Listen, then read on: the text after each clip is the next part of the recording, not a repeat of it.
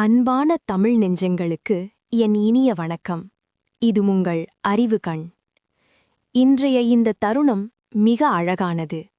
வாழ்க்கையின் ஓயாத இரைச்சல்களுக்கு நடுவே உங்களுக்காக, உங்கள் மன அமைதிக்காக நீங்கள் ஒதுக்கியுள்ள இந்த நேரம் மிக மிக விலைமதிப்பற்றது. இந்த 20 நிமிட பயணம் வெறும் ஒரு வீடியோ அல்ல, இது நமக்குள் நாம் மேற்கொள்ளும் ஒரு ஆழமான பயணம். இன்று நாம் கையில் எடுத்திருக்கும் பொக்கிஷம் கௌதம புத்தரின் தம்மபதம். 1000 ஆண்டுகளாக திசை தெரியாமல் தவிக்கும் மனிதர்களுக்கு ஒரு கலங்கரை விளக்கமாக இந்த புத்தகம் இருந்து வருகிறது. நண்பர்களே, சற்று நிதானமாக யோசித்துப் பாருங்கள். நம் நிம்மதி எங்கே தொலைந்தது? நம்மைச் சுற்றி நடக்கும் பிரச்சனைகளாலா அல்லது நமக்குள் நடக்கும் போராட்டங்களாலா? புத்தர் ஒரு அழகான உண்மையை சொல்கிறார். நாம் எதை நினைக்கிறோமோ அதுவாகவே ஆகிறோம். இதை விளக்க ஒரு சிறிய கதையை பார்ப்போம். ஒருமுறை ஒரு மன்னன் புத்தரை காண வந்தான். அவன் முகத்தில் அத்தனை கோபம், அத்தனை பதற்றம். அவன் புத்தரிடம் கேட்டான், புத்தரே, எனக்கு நிம்மதியே இல்லை. என் அண்டை நாட்டு அரசன் என்னை அழிக்க நினைக்கிறான். என் மக்கள் எனக்கு எதிராக பேசுகிறார்கள். ஏன், என் குடும்பமே எனக்கு எதிராக சதி செய்கிறது. எனக்கு எதிரிகள் அதிகம். இவர்களை எல்லாம் நான் அழித்துவிட்டால் எனக்கு நிம்மதி கிடைக்குமா? புத்தர் மிக அமைதியாக ஒரு குழந்தையை பார்ப்பது போல அவனை பார்த்து சிரித்தார். மென்மையான குரலில் சொன்னார், மன்னனே, உன் எதிரிகள் வெளியே இல்லை, அவர்கள் உனக்குள்ளே இருக்கிறார்கள். மன்னன் திகைத்துப் போனான். என்ன சொல்கிறீர்கள்? புத்தர் தொடர்ந்தார், மன்னனே, உன்னை காயப்படுத்துவது அண்டை நாட்டு அரசன் அல்ல, உனக்குள் இருக்கும் பயம். உன்னை வருத்தப்படுத்துவது உன் மக்கள் அல்ல, உனக்குள் இருக்கும் எதிர்பார்ப்பு. நீ வெளியே 1000 போர்களை வென்றாலும் உன் மனதிற்குள்ளிருக்கும் இந்த எதிரிகளை வெல்லாதவரை நீ தோற்றுக்கொண்டேதான் இருப்பாய். ஏனென்றால் ஒரு வண்டிச் சக்கரம் எப்படி மாட்டின் காலடி தடத்தை பின்தொடர்ந்து வருகிறதோ அப்படியே உன் எண்ணங்களை பின்தொடர்ந்துதான் உன் வாழ்க்கை வருகிறது. எவ்வளவு ஆழமான உண்மை இல்லையா? நாம் நினைப்பது போல உலகம் நம்மை தாக்குவதில்லை. நம் மனம்தான் உலகத்தை ஒரு போர்க்களமாக நமக்கு காட்டிக் கொண்டிருக்கிறது. நம் மனம் ஒரு கண்ணாடி போன்றது. அதில் தூசு படிந்திருந்தால் காட்சியும் மங்கலாகத்தான் தெரியும். கண்ணாடி சுத்தமானால் காட்சியும் தெளிவாகும். ஆனால் இந்த மனதை சுத்தம் செய்வது எப்படி? எண்ணங்களை நிறுத்துங்கள் என்று சொன்னால் மனம் இன்னும் வேகமாக ஓடுகிறதே. இந்த குரங்கு மனதை அடக்க புத்தர் சொல்லும் வழி என்ன? இதை தெரிந்து கொள்ள நாம் ஒரு மிக முக்கியமான ரகசியத்தை புரிந்து கொள்ள வேண்டும். அது எதிர்ப்பது அல்ல, கவனிப்பது.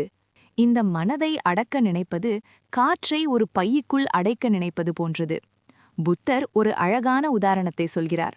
தண்ணீரை விட்டு வெளியே விழுந்த மீன் எப்படி துடிக்குமோ அப்படித்தான் ஆசைகளின் பிடியில் சிக்கிய நம் மனமும் துடித்துக்கொண்டே இருக்கிறது. பலர் கேட்கும் கேள்வி இதுதான். என் மனதில் கெட்ட எண்ணங்கள் வருகின்றன, அதை நான் எப்படி தடுத்து நிறுத்துவது? அதை எதிர்த்து நான் சண்டையிட வேண்டுமா? நண்பர்களே, இங்குதான் நாம் அனைவரும் தவறு செய்கிறோம். மனதோடு நீங்கள் சண்டையிட்டால் மனம்தான் ஜெயிக்கும். இதை விளக்க இந்த புத்தகத்தில் ஒரு சுவாரஸ்யமான திபெத்திய கதை ஒன்று உள்ளது. ஒருமுறை ஒரு மனிதன் ஒரு பெரிய குருவிடம் சென்றான். அவனுக்கு ஒரு விபரீத ஆசை. அவன் குருவிடம், குருவே, எனக்கு அற்புதங்கள் செய்யும் சக்தி வேண்டும். நான் நினைத்ததை சாதிக்க வேண்டும். அதற்கான ரகசிய மந்திரத்தை எனக்கு சொல்லிக் கொடுங்கள் என்று கேட்டான். குரு அவனை பார்த்தார். அவனது பேராசை அவருக்கு புரிந்தது. அவர் சொன்னார், இது ஆபத்தானது, உனக்கு வேண்டாம். ஆனால் அவன் விடுவதாக இல்லை. எனக்கு அந்த மந்திரம் வேண்டும் என்று பிடிவாதம் பிடித்தான். இறுதியில் குரு ஒப்புக்கொண்டார். சரி, நான் உனக்கு ஒரு எளிய மந்திரத்தை தருகிறேன். புத்தம் சரணம் கச்சாமி. இதை தினமும் இரவு தூங்கும் முன் 5 முறை சொல். உனக்கு அற்புத சக்திகள் கிடைக்கும். அந்த மனிதன் மிகவும் மகிழ்ச்சியடைந்தான். இவ்வளவுதானா? இது மிக எளிது என்று கிளம்பினான். அப்போது குரு அவனை தடுத்து, நில், ஒரு முக்கியமான நிபந்தனை இருக்கிறது என்றார். என்ன நிபந்தனை? குரு சொன்னார், நீ இந்த மந்திரத்தை சொல்லும்போது உன் மனதில் குரங்கு, அதாவது மங்கி மட்டும் நினைவுக்கு வரக்கூடாது. குரங்கை பற்றி நினைத்தால் மந்திரம் வேலை செய்யாது. அவன் சிரித்தான். குருவே, இது என்ன வேடிக்கை? நான் ஏன் குரங்கை நினைக்கப் போகிறேன்? என் வாழ்நாளிலேயே நான் குரங்கை பற்றி சிந்தித்ததில்லை. இது எனக்கு மிக எளிது என்று சொல்லிவிட்டு ஓடினான். வீட்டுக்கு வந்தான். குளித்துவிட்டு பூஜை அறையில் அமர்ந்தான். கண்களை மூடினான். சரி, மந்திரத்தை சொல்வோம் என்று நினைக்கும்போது அவன் மனதிற்குள் எங்கிருந்தோ ஒரு குரங்கு வந்து எட்டி பார்த்தது. அவன் அதிர்ச்சியடைந்தான். சி, குரங்கை நினைக்கக்கூடாது என்று குரு சொன்னாரல்லவா என்று அதை விரட்ட முயற்சித்தான். அவன் விரட்ட விரட்ட ஒரு குரங்கு 2ஆனது, 2 10ஆனது. சிறிது நேரத்தில் அவன் அறை முழுவதும் குரங்குகள் நிறைந்துவிட்டது போல அவனுக்கு தோன்றியது. அவை ஆடுவதும் ஓடுவதும் கத்துவதுமாக அவன் மண்டையே வெடித்துவிடும் போலாகிவிட்டது. முன்பு எப்போதாவது ஒருமுறை வரும் குரங்கு நினைவு அன்று இரவு அவனுக்கு 1000 முறை வந்தது. அவன் குரங்கை நினைக்கக்கூடாது என்று எவ்வளவு முயற்சி செய்தானோ அவ்வளவு அதிகமாக குரங்குகள் அவனை துரத்தின. விடிந்ததும் ஓடிப்போய் குருவின் காலில் விழுந்தான். குருவே, எனக்கு மந்திரமும் வேண்டாம், மாயாஜாலமும் வேண்டாம். இந்த குரங்குகளிடமிருந்து எனக்கு விடுதலை கொடுங்கள். நீங்கள் நினைக்காதே என்று சொன்னதால்தான் என் மனம் அதை மட்டுமே கெட்டியாக பிடித்து கொண்டது என்று கதறினான். இந்த கதை நமக்கு உணர்த்தும் பாடம் என்ன? புத்தர் சொல்கிறார், அம்பு செய்பவன் எப்படி அம்பை நேராக்குகிறானோ அப்படியே ஞானி தன் மனதை நேராக்குகிறான். ஆனால் அதை சண்டையிட்டு செய்ய முடியாது. எனக்கு கோபம் வரக்கூடாது என்று நினைத்தால் கோபம் வரும். எனக்கு பயம் இருக்கக்கூடாது என்று நினைத்தால் பயம் அதிகரிக்கும். ஏனென்றால் கூடாது என்று நீங்கள் எதை எதிர்க்கிறீர்களோ அதுவே உங்கள் மனதில் ஆழமாக பதிகிறது. அப்படியானால் என்னதான் வழி? மனதை அடக்க முடியாது என்றால் அதை எப்படி வெல்வது? இதற்கு தம்மபதம் சொல்லும் வழிதான் சாட்சியாக இருத்தல், அதாவது விட்னஸிங். ஓஷோ இதை மிக அழகாக விளக்குகிறார். உங்கள் மனதை ஒரு சாலையாக நினைத்துக் கொள்ளுங்கள். நீங்கள் அந்த சாலையின் ஓரத்தில் நின்று வேடிக்கை பார்க்கும் ஒரு வழிப்போக்கன். சாலையில் பல வண்டிகள் போகும், நல்ல வண்டிகள் போகும், குப்பக்கூலங்கள் போகும். நீங்கள் எதையும் தடுத்து நிறுத்தாதீர்கள், எதிலும் ஏறி உட்காராதீர்கள். வெறுமனே பாருங்கள். ஓ, இப்போது எனக்கு கோபம் வருகிறது, வரட்டும். ஓ, இப்போது எனக்கு பழைய ஞாபகம் வருகிறது, பரவாயில்லை. எது வந்தாலும் நான் இது இல்லை, நான் இதை பார்ப்பவன் மட்டுமே என்று சாட்சியாக இருங்கள். மீன் எப்படி தண்ணீருக்குள் நீந்துகிறதோ அப்படி எண்ணங்கள் உங்கள் கவனத்திற்குள் நீந்திச் செல்லட்டும். நீங்கள் செய்ய வேண்டியதெல்லாம் ஒன்றுதான், விழிப்புணர்வு. எப்படி ஒரு இருட்டு அறையில் விளக்கை ஏற்றினால் இருள் தானாக மறையுமோ அப்படி விழிப்புணர்வு வந்தால் தேவையற்ற எண்ணங்கள் தானாக மறையும். ஆனால் இந்த விழிப்புணர்வை, இந்த சாட்சி பாவனையை நம் அன்றாட வாழ்க்கையில் எப்படி கொண்டு வருவது? இதற்கு புத்தர் ஒரு மிக சிறந்த பயிற்சியை நமக்கு தந்திருக்கிறார். அதுதான் மூச்சை கவனித்தல். இதை எப்படி செய்வது என்று இப்போது பார்ப்போம். நண்பர்களே, மனதை கவனிப்பதன் மூலம் விதியை கூட மாற்ற முடியும் என்பதற்கு புத்தரின் வாழ்வில் நடந்த ஒரு அதிசயமே சாட்சி. ஒருமுறை புத்தர் ஒரு மரத்தடியில் அமைதியாக அமர்ந்திருந்தார். அப்போது அந்த வழியாக ஒரு பெரிய ஜோதிடர் வந்தார். அவர் சாதாரண ஜோதிடர் அல்ல, மன்னர்களுக்கெல்லாம் வருங்காலம் கணிப்பவர். அவர் மணலில் பதிந்திருந்த புத்தரின் கால் தடங்களை பார்த்தார். அவருக்கு அதிர்ச்சி. ஏனென்றால் அந்த கால் தடத்திலிருந்த ரேகைகள் சக்கரவர்த்திகளுக்கு மட்டுமே இருக்கக்கூடிய அபூர்வ ரேகைகள். இந்த ரேகை உள்ளவன் இந்நேரம் உலகையே ஆளும் ஒரு பேரரசனாக தங்க மாளிகையில் அல்லவா இருக்க வேண்டும். இந்தச் சுட்டரிக்கும் வெயிலில் செருப்பு கூட இல்லாமல் நடப்பது யார் என்று குழம்பினார். அவர் அந்த கால் தடங்களை பின்தொடர்ந்து சென்றார்.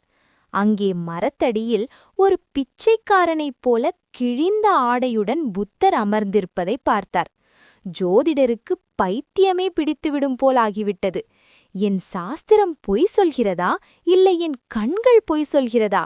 அவர் ஓடிப்போய் புத்தரிடம் கேட்டார், ஐயா, நீங்கள் யார்? என் கணிப்புப்படி நீங்கள் இந்த உலகத்தையே ஆளும் சக்கரவர்த்தியாக இருக்க வேண்டும். ஆனால் நீங்கள் ஒரு பிச்சைக்காரன் போல இருக்கிறீர்கள். நீங்கள் தேவர்களா அல்லது மாறுவேடத்தில் இருக்கும் மன்னரா? உண்மையை சொல்லுங்கள், நீங்கள் யார்?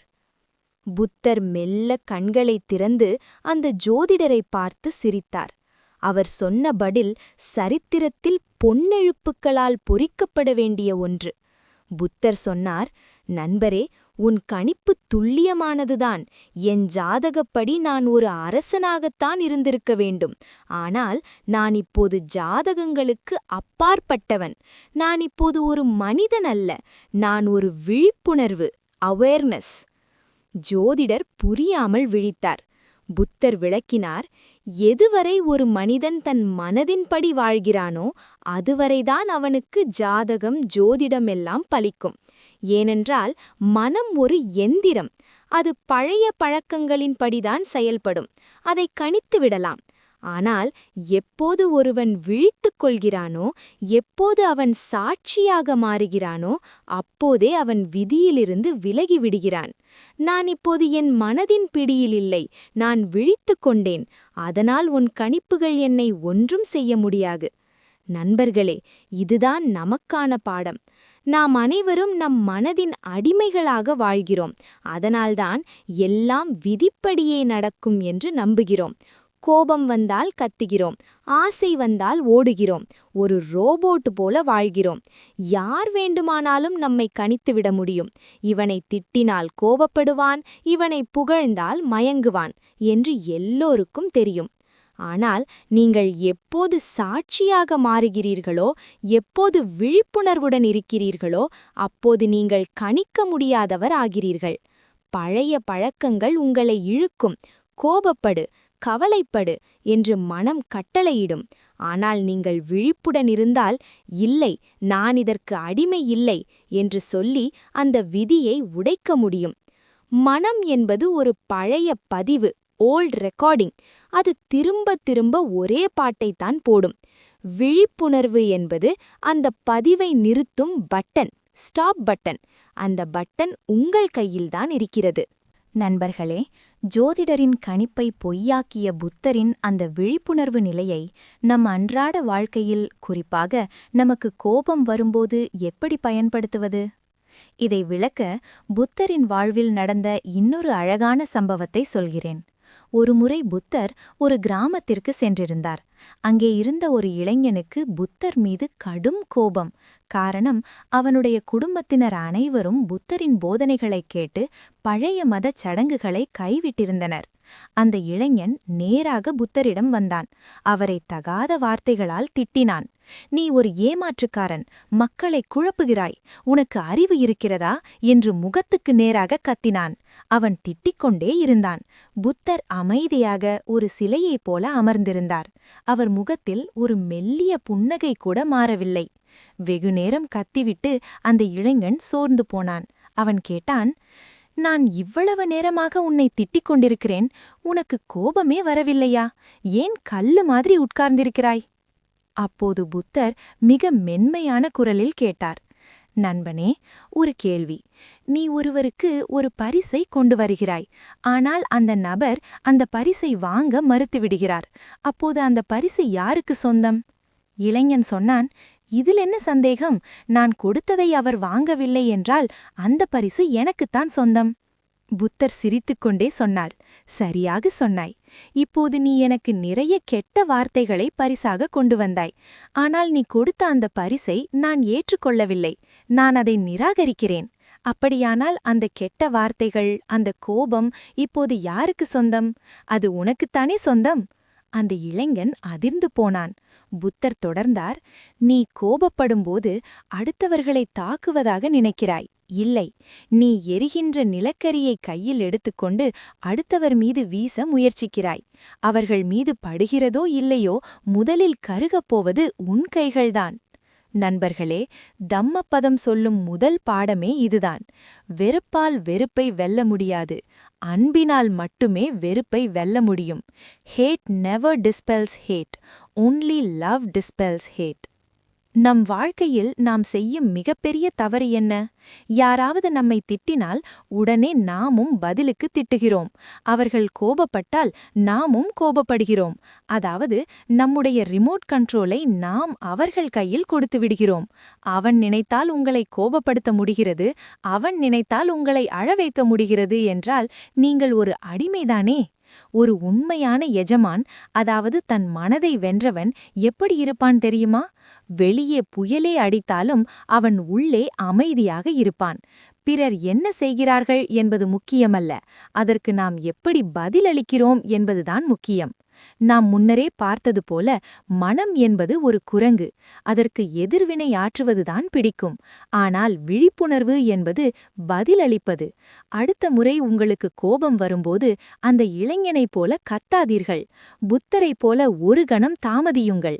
இந்த கோபம் என்னுடையது, இதை நான் ஏற்க வேண்டுமா வேண்டாமா என்று உங்களுக்குள்ளே கேட்டுக்கொள்ளுங்கள். அந்த ஒரு கண இடைவெளி போதும், உங்கள் வாழ்க்கையே மாறிவிடும். நண்பர்களே, இவ்வளவு நேரம் நாம் பல கதைகளையும் கருத்துகளையும் கேட்டோம். இப்போது ஒரு 2 நிமிடம் இந்த கருத்துக்களை ஒரு சிறிய பயிற்சி மூலம் நம் மனதிற்குள் ஆழமாக விதைப்போம். சிறிது இடைவெளி. முடிந்தால் உங்கள் கண்களை மூடிக்கொள்ளுங்கள். கற்பனை செய்து பாருங்கள், நீங்கள் ஒரு அழகான அமைதியான குளத்தின் கரையில் உட்கார்ந்திருக்கிறீர்கள். அந்த குளத்தின் தண்ணீர் மிகவும் தெளிவாக ஒரு கண்ணாடி போல இருக்கிறது. வானத்திலிருக்கும் நிலவு அந்த தண்ணீரில் அப்படியே தெரிகிறது. இப்போது அந்த குளம்தான் உங்கள் மனம். திடீரென்று ஒரு சிறிய காற்று வீசுகிறது. தண்ணீரில் சின்ன சின்ன அலைகள் உருவாகின்றன. அந்த அலைகள்தான் உங்கள் எண்ணங்கள். அலைகள் வரும்போது நிலவின் பிம்பம் உடைகிறது. ஆனால் நிலவு உடைவதில்லை, அது வானத்தில் அப்படியேதான் இருக்கிறது. அதைப்போலவே கோபம், கவலை, பயம் என்ற அலைகள் உங்கள் மனதில் எழலாம். ஆனால் நீங்கள் அந்த அலைகள் அல்ல, நீங்கள் மேலே இருக்கும் நிலவு. அலைகளை பார்த்து பயப்படாதீர்கள், அவற்றை அடக்க முயற்சிக்காதீர்கள். சுங்க வேடிக்கை பாருங்கள். ஓ, இதோ ஒரு கோபம் வருகிறது, போகட்டும். இதோ ஒரு கவலை வருகிறது, போகட்டும். எப்படி குளத்தில் உருவான அலை சிறிது நேரத்தில் தானாகவே கரையில் மோதி அடங்கிவிடுமோ, அதேபோல உங்கள் எண்ணங்களும் சிறிது நேரத்தில் தானாகவே மறைந்துவிடும். நீங்கள் செய்ய வேண்டியது ஒன்றே ஒன்றுதான், கரையில் உட்கார்ந்து வேடிக்கை பார்ப்பது மட்டும்தான். நீங்கள் அந்த குளத்திற்குள் இறங்க வேண்டாம், கரையிலிருந்தே கவனியுங்கள். நீங்கள் ஒரு சாட்சி. இந்த அமைதி, இந்த மௌனம், இதுதான் உங்களின் உண்மையான இயல்பு. இப்போது மெதுவாக கண்களைத் திறங்கள். இந்த அமைதியை, இந்த விழிப்புணர்வை உங்கள் நாள் முழுவதும் உடன் எடுத்துச் செல்லுங்கள். 3வது ரகசியம், மூச்சை கவனித்தல். நண்பர்களே, மனதை சாட்சியாக நின்று கவனிப்பது எப்படி என்று பார்த்தோம். ஆனால் ஆரம்பத்தில் இது கொஞ்சம் கடினமாக இருக்கலாம். நான் கவனிக்கிறேன் என்று நினைக்கும்போதே மனம் மீண்டும் வந்து, இன்று இரவு என்ன சாப்பாடு என்று கேட்கும். கவனம் சிதறிவிடும். இதற்கு புத்தர் ஒரு மிக மிக எளிமையான ஆனால் சக்தி வாய்ந்த கருவியை நமக்கு கொடுத்திருக்கிறார். அதுதான் ஆனாபான சதி. பயந்து விடாதீர்கள், இது ஒரு கடினமான யோகாசனமோ மந்திரமோ இல்லை. இதன் அர்த்தம் உள்ளே வரும் மூச்சையும் வெளியே போகும் மூச்சையும் கவனித்தல். ஏன் மூச்சை கவனிக்க வேண்டும்? ஏனென்றால் மூச்சுதான் நிகழ்காலம், பிரசன்ட் மோமெண்ட். உங்களால் நேற்றைய மூச்சை இப்போது இழுக்க முடியாது, நாளைய மூச்சை இப்போதே விட முடியாது. மூச்சு எப்போதும் இப்போது மட்டுமே நடக்கும். எனவே உங்கள் கவனம் மூச்சின் மீது இருக்கும்போது உங்கள் மனம் தானாகவே நிகழ்காலத்திற்கு வந்துவிடுகிறது. இதை எப்படி செய்வது? மிக எளிது. நீங்கள் பேருந்தில் போகும்போதோ, அலுவலகத்தில் வேலை செய்யும்போதோ அல்லது சும்மா உட்கார்ந்திருக்கும்போதோ உங்கள் கவனத்தை மெதுவாக உங்கள் மூச்சின் மீது திருப்புங்கள். மூச்சு உள்ளே செல்கிறது, மூச்சு வெளியே வருகிறது. அதை இழுக்கவோ அடக்கவோ வேண்டாம், அது தானாகவே நடக்கிறது. நீங்கள் அதை சும்மா வேடிக்கை மட்டும் பாருங்கள். இப்படி கவனிக்கும்போது திடீரென்று ஒரு எண்ணம் வரும், நாளைக்கு எனக்கு ஒரு முக்கியமான வேலை இருக்கிறதே. பரவாயில்லை, அந்த எண்ணத்தை எதிர்த்து சண்டையிடாதீர்கள். ஓ, ஒரு எண்ணம் வந்தது, சரி என்று அதை பார்த்துவிட்டு மீண்டும் மெதுவாக உங்கள் கவனத்தை மூச்சின் பக்கம் திருப்புங்கள். ஆரம்பத்தில் 1000 முறை மனம் சிதறும். 1000 முறையும் பொறுமையாக ஒரு குழந்தையை கைப்பிடித்து அழைத்து வருவது போல உங்கள் கவனத்தை மூச்சிற்கு அழைத்து வாருங்கள். புத்தர் சொல்கிறார், துளி துளியாகத்தான் குடம் நிறையும். ஒவ்வொரு முறை நீங்கள் மூச்சை கவனிக்கும்போதும் உங்கள் விழிப்புணர்வு கூர்மையாகிறது. நண்பர்களே, இந்த 20 நிமிட பயணத்தில் நாம் பார்த்ததை சுருக்கமாக சொல்கிறேன். எதிரி வெளியே இல்லை, உங்கள் மகிழ்ச்சியும் துக்கமும் உங்கள் எண்ணங்களிலிருந்தே பிறக்கின்றன. சண்டையிடாதீர்கள். மனதோடு சண்டையிட்டால் மனம் ஜெயித்துவிடும். குரங்கை விரட்டாதீர்கள். சாட்சியாக இருங்கள்.